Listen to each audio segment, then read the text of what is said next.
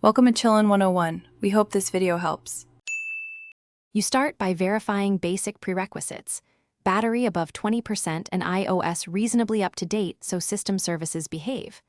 Open settings and go straight to Wi-Fi, toggle it off then on to reset the radios. This often restores the control. If airplane mode is on, turn it off. If the Wi-Fi switch is grayed out, restart your iPhone because a reboot reinitializes the wireless firmware. Once done, observe whether the Wi-Fi option becomes selectable. Once basic toggles fail, you need targeted resets.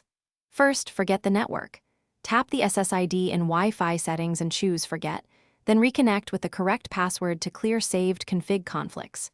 If problems persist, reset network settings. This removes saved Wi-Fi, Bluetooth pairings, and VPNs, which fixes corrupted profiles.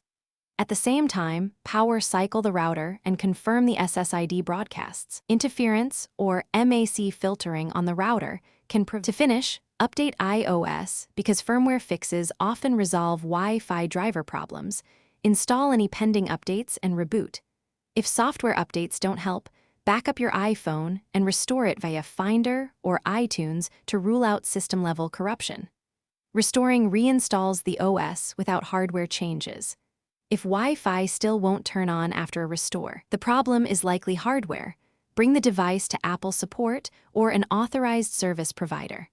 One troubleshooting tip: try a different nearby Wi-Fi network to isolate router versus phone faults.